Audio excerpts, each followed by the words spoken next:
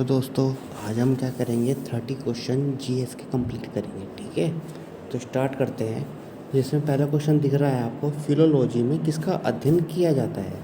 तो हमें बताना है फिलोलॉजी में किसका अध्ययन किया जाता है। तो हम इसमें करते हैं भाषाओं का अध्ययन।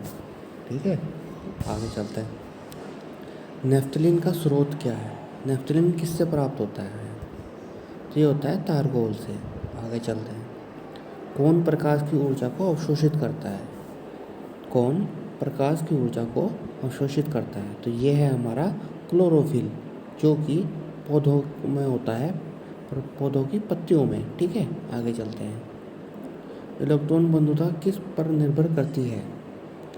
तो इलेक्ट्रॉन बंधुता किस पर निर्भर करती है, हमारे इलेक्ट्रॉनिक विन्यास पर। ठीक है, आगे चलते हैं। एस्पिरिन क्या है। एस्पिरिन एक क्या है ये बताना है। तो ये एक एसिटिल सैलिसिलिक एसिड है। तो एस्पिरिन की जगह एसिटिल सैलिसिलिक एसिड भी कहीं कहीं पर आपको दिया होगा। ठीक है, आगे चलते हैं। रक्त का थक्का बनने में कौन सहायक है। तो रक्त का थक्का बनने में कौन सहायक होता है। तो वो है प्लेटलेट्स। इसके अलावा आपसे ये भी पूछा जा सकता है, कौन सा विटामिन होता है जो रक्त के थक्के को बनाने में सहायक होता है या हेल्प करता है। तो वो होता है विटामिन के। आगे चलते हैं। न्यूक्लियर प्रतिक्रिया उत्पन्न ऊर्जा व्यक्त करते हैं। जो न्यूक्लियर रिएक्शन होती है वो किसके द्वारा व्यक्त करते हैं। ठीक है, तो वो है हमारी आइंस्टीन के सिद्धांत से। ठीक है, आगे चलते हैं। डिटर्जेंट मिलाने से जल का पृष्ठ तनाव पर क्या प्रभाव पड़ता है। डिटर्जेंट मिलाने से, जो हम डिटर्जेंट मिलाते हैं कपड़े धोने के लिए, तो उससे जल का जो क्या होता है, पृष्ठ तनाव पर क्या प्रभाव पड़ता है। तो वो होता है हमारा बढ़ जाता है, पृष्ठ तनाव हमारा बढ़ जाता है। आगे चलते हैं। तर्कतंतु किसका बना होता है। तर्कतंतु किसका बना होता है। तो ये बना होता है हमारा ट्यूबलिन का। ठीक है, आगे चलते हैं। रक्त व मूत्र में ग्लूकोज का परीक्षण किया जाता है। तो रक्त व मूत्र में ग्लूकोज का परीक्षण कैसे किया जाता है। तो ये करते हैं हम बेनेडिक्ट विलायन से। ठीक है, तो किसके द्वारा करते हैं, बेनेडिक्ट विलायन से। आगे चलते हैं। पर्णहरित में को कौन सा तत्व सक्रिय करता है। जो पर्णहरित होता है हमारा, वो उसे कौन सक्रिय करता है। तो वो होता है हमारा जिंक। जिंक जो होता है पर्णहरित को सक्रिय कर देता है। आगे चलते हैं। आदम का सेब कहा जाता है। तो आदम का सेब किसको कहा जाता है। तो आदम का सेब हमारे एड्रिनल को कहा जाता है। ठीक है, जो कि क्या होता है, एड्रिनल ग्लैंड किसके ऊपर होती है, हमारी किडनी के ऊपर होती है। ठीक है, आगे चलते हैं। डीएनए में कौन सी शर्करा पाई जाती है। तो डीएनए में हमारी डीऑक्सीराइबोज शर्करा पाई जाती है। आगे चलते हैं। बुलेट प्रूफ जैकेट में प्रयोग होता है। तो बुलेट प्रूफ में जैकेट में क्या प्रयोग होता है, बोरेक्स। ठीक है, तो बोरेक्स कहाँ पर प्रयोग होता है, हमारे बुलेट प्रूफ जैकेट में प्रयोग किया जाता है। गैर वोल्टाइल स्टोरेज होता है।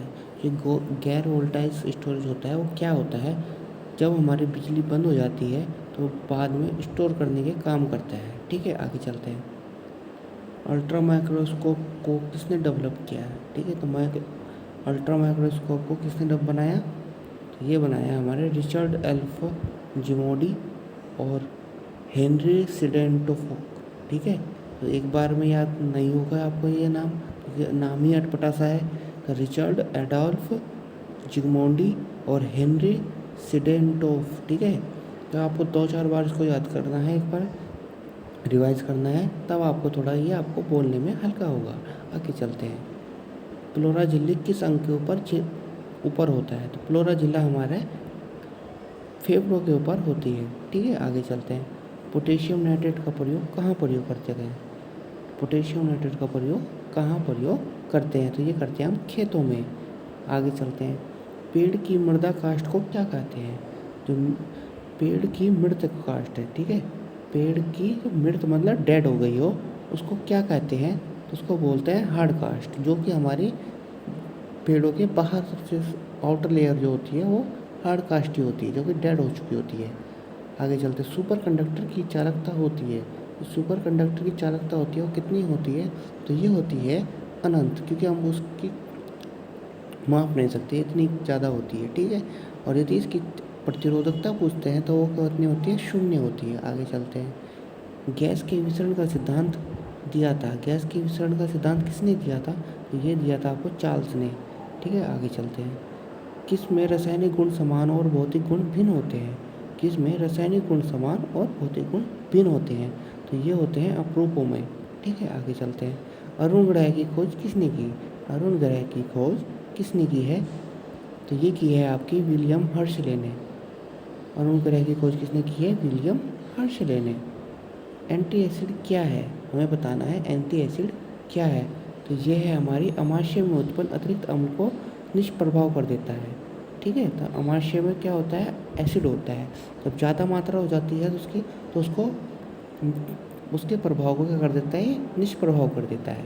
आगे चलते हैं। घास का मैदान किसका उदाहरण है, घास का मैदान हमारा पारिस्थितिकी समुदाय का उदाहरण है। आगे चलते हैं। मलेरिया के जीवन के इति वर्ग की व्याख्या किसने की थी, मलेरिया के जीवन के इति वर्ग की व्याख्या किसने की थी, तो ये की थी हमारे रोनाल्ड रोस ने, ठीक है। आगे चलते हैं। क्लोरीन क्या है, क्लोरीन क्या है, ये एक ऐसा विरंजक होता है बहुत ही जो सामान्य रूप से प्रयोग किया जाता है, ठीक है। तो सामान्य रूप से प्रयोग किया जाने वाला विरंजक है क्लोरीन। कौन क्लोज्ड लिक्विड पॉलीमर है, कौन क्लोज्ड लिक्विड पॉलीमर है, तो ये हमारा बेकेलाइट होता है, तो जो कि क्या होता है, क्लोज लिक्विड पॉलीमर होता है। आगे चलते हैं। ऑक्सीन क्या है, ऑक्सीन एक पशु वो या जंतु भी लिख सकते हैं, ठीक है, पशु या जंतु हार्मोन होते हैं, ठीक है। आगे चलते हैं। किस चक्र में वायुमंडलीय अवस्थाएं नहीं होती है, किस चक्र में वायुमंडलीय अवस्थाएं नहीं होती है, तो ये होती है पी चक्र में। आगे चलते हैं। रासायनिक अभिक्रिया की दर किस पर निर्भर नहीं करती है, तो रासायनिक जब हम क्रिया करते हैं तो किस पर उस पर प्रभाव नहीं पड़ता है, वो होता है दाब का। दाब कितना भी हो तो रासायनिक क्रिया जितने समय में होनी है वो उतने ही समय में पूर्ण हो जाएगी। आगे चलते हैं। तो ये हमारे क्वेश्चन थे आज के, कैसे लगे हैं आपको कमेंट करके हमें ज़रूर बताएं, और आपके चैनल के नीचे के एक सब्सक्राइब का बटन दिख रहा होगा, उसको आप एक बार दबा दें, ठीक है। कंप्लीट कर दें। Thank you.